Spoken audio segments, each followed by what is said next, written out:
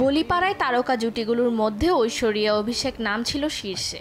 কারো বিয়ে কিংবা তারকাদের মিলন মেলা, সব জায়গায় এই জুটির ছিল বিচরণ। তবে গেল কয়েক বছর ধরে পরিবর্তন হয়েছে তাদের সম্পর্কের দৃশ্যপট। এখন আর তাদের একসঙ্গে দেখা যায় না বললেই চলে। শোনা যাচ্ছে বচ্চন পরিবার নাকি অশান্তির চরমে।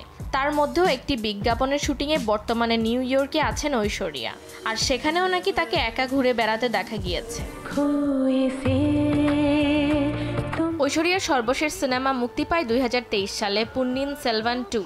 সিনেমাটি দেখে সেই সময় অভিষেক লিখেছেন, দারুণ সিনেমা, বলার ভাষা খুঁজে পাচ্ছি না, খুব ভালো লেগেছে। আমার অর্ধাঙ্গিনীর জন্য ভীষণ গর্ববোধ হচ্ছে। এখন পর্যন্ত এটাই ওর সেরা সিনেমা।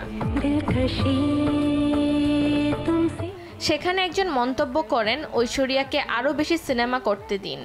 সে মন্তব্যে অভিষেক লিখেন, আমি ঐশ্বরিয়াকে সিনেমায় কাজ করতে দেওয়ার কে? কোনো কিছুর জন্যই ওর আমার কাছ থেকে অনুমতি নেওয়ার প্রয়োজন নেই। এ উত্তরে সকলের ধারণা বদলে দেন অভিষেক বচ্চন। কিন্তু ঐশ্বরিয়ার সাথে ননদ শ্বেতার সম্পর্ক ভালো না। গত বছর প্যারিস ফ্যাশন উৎসবে উপস্থিত ছিলেন এই অভিনেত্রী এবং তার ননদ শ্বেতা, কিন্তু সেখানে তাদের একসঙ্গে দেখা যায়নি।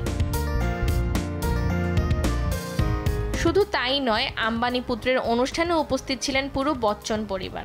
সেখানেও আলাদাভাবে দেখা যায় ঐশ্বরিয়া এবং তার কন্যা আরাধ্যাকে, কিন্তু সেখানে ঐশ্বরিয়ার সাথে দেখা যায় অভিনেত্রী রেখাকে, যেখানে তারা দুইজন একসাথে কথা বলছিলেন। এরপর যেন অভিযোগ উঠেছে রেখার উপর।